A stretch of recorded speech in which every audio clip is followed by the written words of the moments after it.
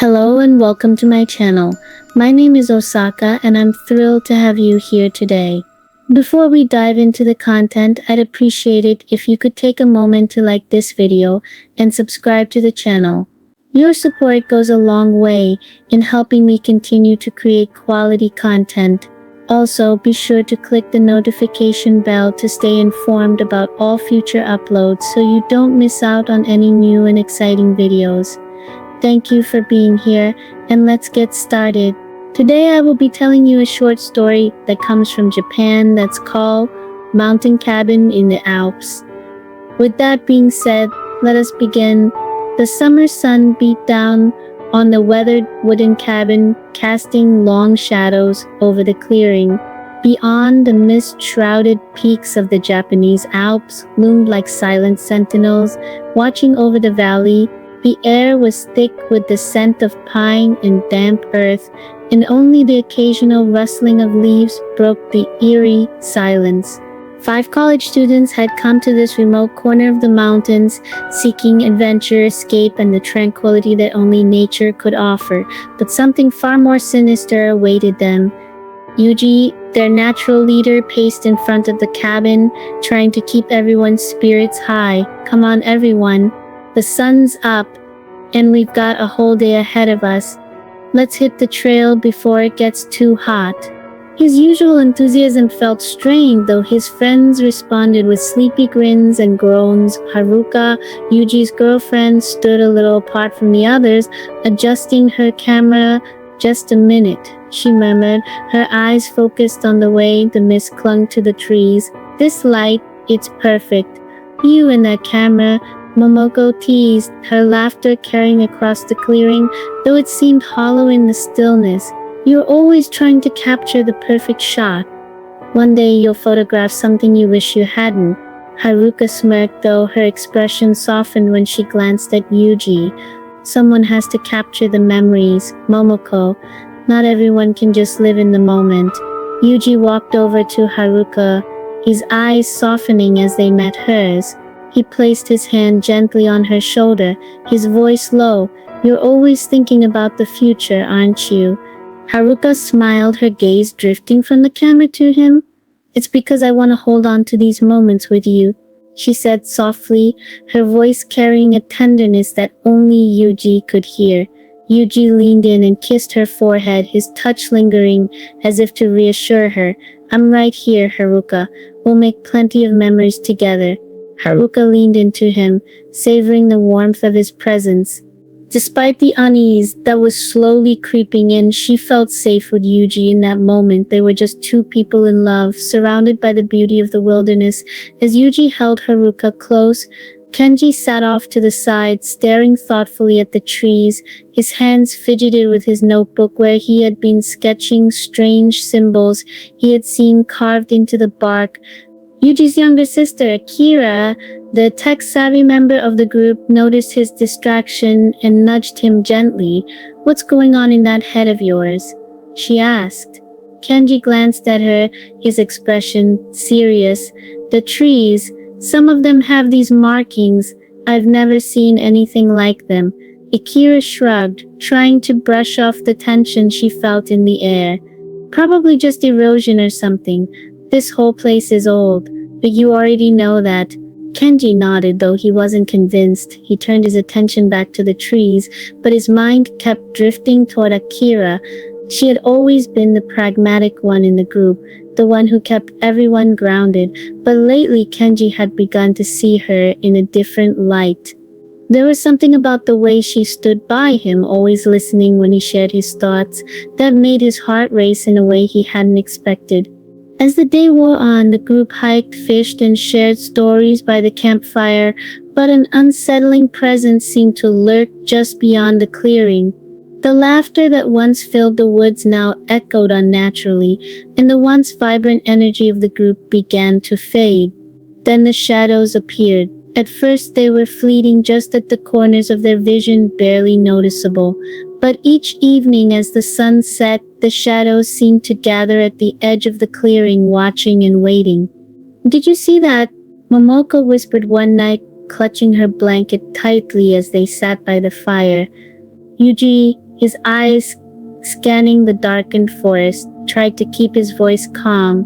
It's just your imagination. We're out in the middle of nowhere. It's bound to feel creepy. But even Yuji couldn't shake the feeling that something was wrong. The nightmares started soon after.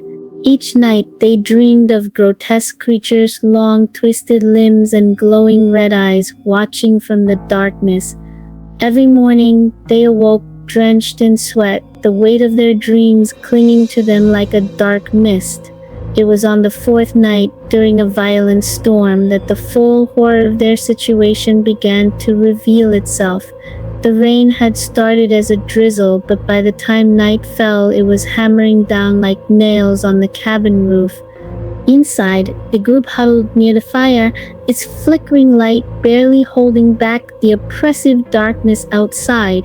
Thunder rumbled and lightning lit the room in sharp, jagged flashes. Kenji, who had been restless all night, stood abruptly. "Do you hear that?" he asked, his voice strained. Haruka looked up from her camera, confused. "Hear what?" "That sound," Kenji said, moving toward the floor. "It's coming from under the floorboards. Something's moving." Momoko shifted uneasily, glancing around the room. "It's just an old cabin, Kenji. The storm's messing with your head." But Kenji wasn't convinced. He knelt down, running his hands over the floorboards, feeling for something out of place. After a few moments, he found it a loose plank. Without hesitation, he pried it up, revealing a small hollow space beneath the floor. The others gathered around him as he pulled out a bundle wrapped in decaying cloth, tied with frayed rope. "What the hell is that?" Momoko whispered, her voice barely audible. Kenji carefully untied the rope, the cloth falling away to reveal several ancient scrolls yellowed with age, their edges brittle and crumbling. Strange symbols were etched into the surface of each scroll, the ink faded but still legible. Akira knelt beside him, her fingers hovering over the scrolls. "These look really old." Yuji, his face pale, stepped forward. "We shouldn't mess with these. Put them back." But Kenji's fascination had taken hold. "These markings, they're the same as the ones on the trees." He unrolled one of the scrolls, revealing crude drawings of twisted figures, creatures with long limbs and glowing eyes, just like the ones in their nightmares. Haruka's breath caught in her throat. "It's them, the creatures from our dreams." Momoko's voice cracked as she spoke. This can't be real. It's just some old drawings, right?" But as they studied the scrolls, a horrifying realization dawned on them. These weren't just ancient drawings, they were warnings. The symbols depicted dark rituals, sacrifices, and the summoning of the very creatures that had been haunting their dreams. "These beings," Kenji whispered, his hands trembling. "They are real." A chill settled over the room, colder than the storm outside. It was as if the air had thickened, pressing down on them.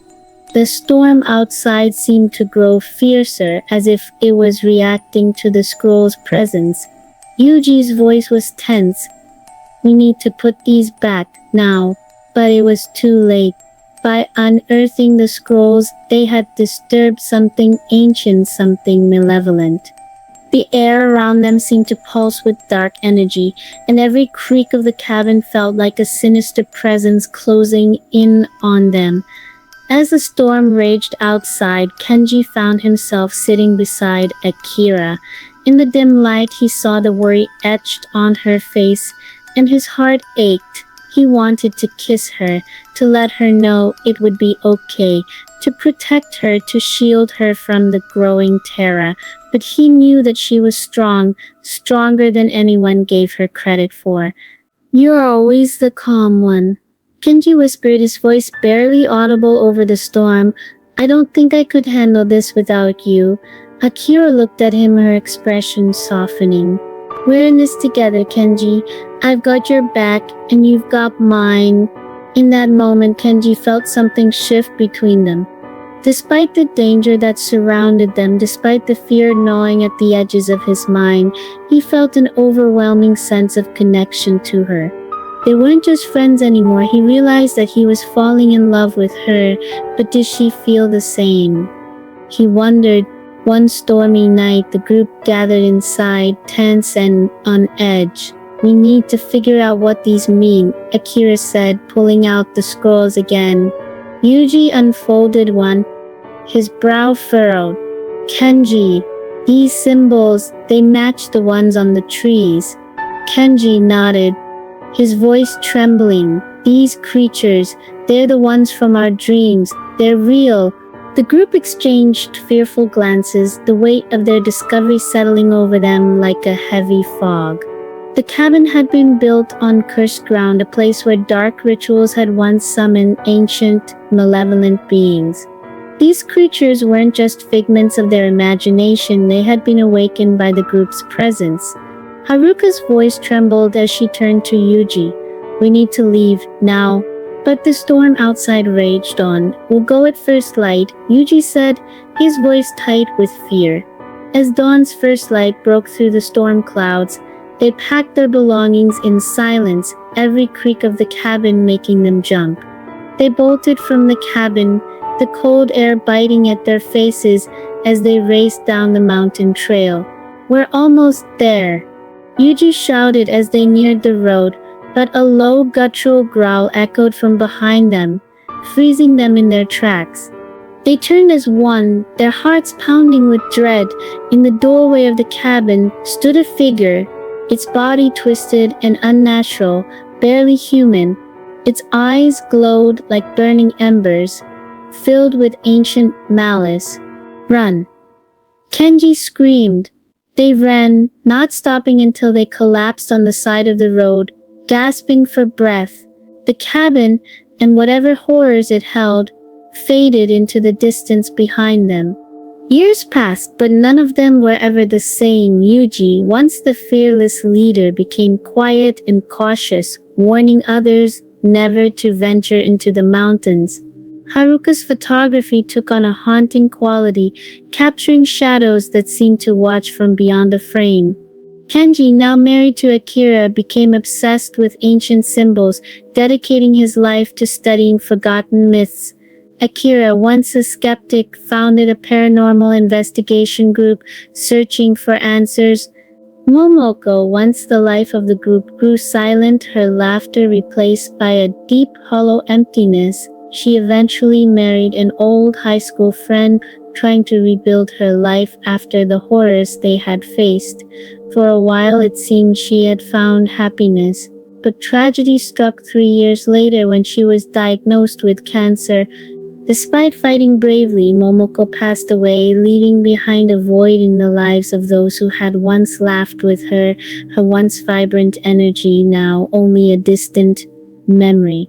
The weight of her absence lingered like the shadows in the mountains, a reminder of the fragility of life and the mysteries that should never be disturbed. Though they had escaped the mountains, they knew that the shadows still lingered, waiting for the next group of explorers to disturb the dark secrets buried deep within the ancient land. They had survived, but the mountains had left their mark, a reminder that some places are better left undisturbed. Yuji and Haruka married a few years after the incident, hoping to leave the haunting memories behind. But the shadow of those mountains lingered, even in their happiest moments. Their wedding photos, taken by Haruka herself, were filled with a strange beauty, the light always catching something just out of sight, something unsettling. Not long after they had a daughter, Ayami, she brought joy and light back into their lives, filling their days with laughter and warmth.